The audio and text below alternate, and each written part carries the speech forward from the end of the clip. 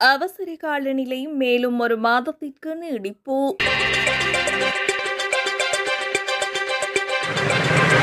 ஜனாதிபதியினால் பிரகடனப்படுத்தப்பட்டிருந்த பொது அவசர கால நிலை மேலும் ஒரு மாத காலத்திற்கு நீடிக்கப்பட்டுள்ளது. இது தொடர்பான வர்த்தமானி அறிவித்தல் ஜனாதிபதியின் செயலாளர் கலாநிதி NS குமநாயக்கவினால் நேற்று வெளியிடப்பட்டுள்ளது. டிட்வா புயலினால் ஏற்பட்ட அனர்த்த நிலைமையை கருத்தில் கொண்டு பொது பாதுகாப்பு மற்றும் நாட்டின் இயல்பு நிலையை பேணுதல், பொதுமக்களின் வாழ்க்கைக்கு அத்தியாவசியமான வழங்கல்கள் மற்றும் சேவைகளை தடையின்றி முன்னெடுத்துச் செல்லுதல் என்பவற்றை குறிக்கோளாக கொண்டு இந்த அவசர கால நிலை நீடிக்கப்பட்டுள்ளது. இதேவேளை எந்தவொரு அரச கூட்டுத்தாபனம், அரசு திணைக்களம், உள்ளூராட்சி நிறுவனம் அல்லது கூட்டுறவு சங்கங்களினால் வழங்கப்படும் சேவைகளை அத்தியாவசிய சேவைகளாக பிரகடனப்படுத்தும் வர்த்தமானி அறிவித்தலையும் மீண்டும் நீடிக்க நடவடிக்கை எடுக்கப்பட்டுள்ளது. எனினும் இதற்கமைய மின்சார விநியோகம் தொடர்பான அனைத்து சேவைகள், எரிபொருள் மற்றும் எரிவாயு விநியோகம், சுகாதார சேவையுடன் தொடர்புடைய அனைத்து சேவைகள் மற்றும் பொது போக்குவரத்து சேவைகள் உள்ளிட்ட பல துறைகளை அத்தியாவசிய சேவைகளாக உள்ளடக்கி வெளியிடப்பட்டிருந்த வர்த்தமானி அறிவித்தல் இவ்வாறு நீடிக்கப்பட்டுள்ளமை குறிப்பிடத்தக்கது.